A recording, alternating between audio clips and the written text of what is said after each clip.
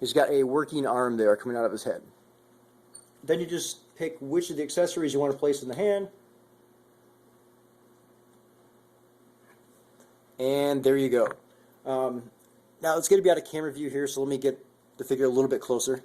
But you can extend the hand or the arm here and pose the different accessories in a couple of different ways. Now some of these are very heavy, and as you'll see that it sort of bends the hand down just like that on its own. So you'll want to watch that. So that is the mallet, and then here is the umbrella.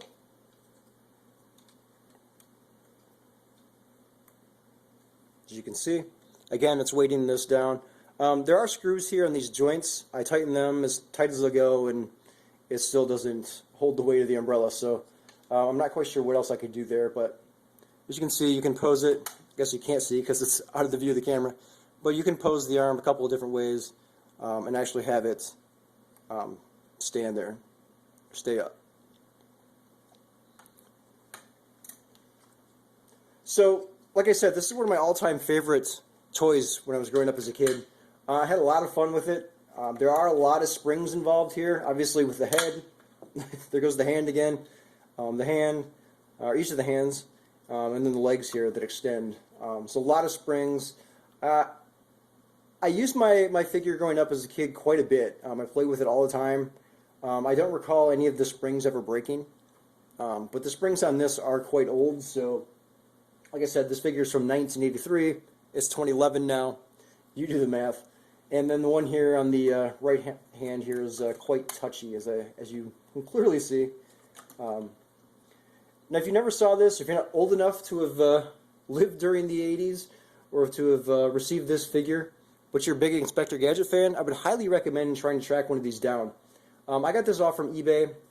Incomplete, obviously. I thought it was complete. It's not. Missing two of the accessories. I got this for like 36 bucks off from eBay. Every once in a while you'll see some pop up on eBay that actually include the box. Some of the boxes look quite nice, some of them not so much.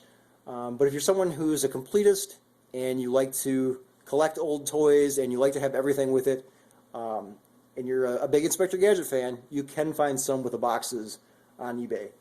They typically go for slightly less than $100. There's currently one on eBay right now. It's at $76. It's complete. It includes the box. I'm not quite sure which version it is, whether it's the fully articulated one or not, but you can find that on eBay right now. So, yeah, I really like this figure. It's one of my all-time classic toys from the 80s. Absolutely love it. I'm not quite sure what I'm going to do with it yet. I don't know if I'm going to keep it here at my house or if I'm going to take it to work and display it. I haven't figured that out yet, but yeah, at least I finally tracked the figure down and I have him again here. There's one other toy from the 80s that I'm still trying to track down that's rather pricey. It can go anywhere from, I would say, $50 on up to, I think I've seen it over $200, depending on the condition it's in, whether it includes the box or not. I'm not going to tell you what that is because I don't want you going out there trying to take my eBay auctions if I find one.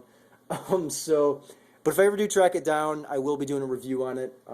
That one is probably my most favorite toy as a kid growing up.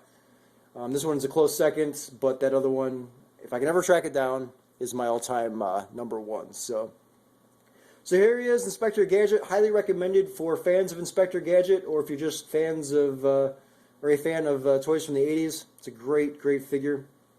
Just wish I had all the accessories. I'll see if I can track those down as well. So, all right, that's it. This is Jesse signing off.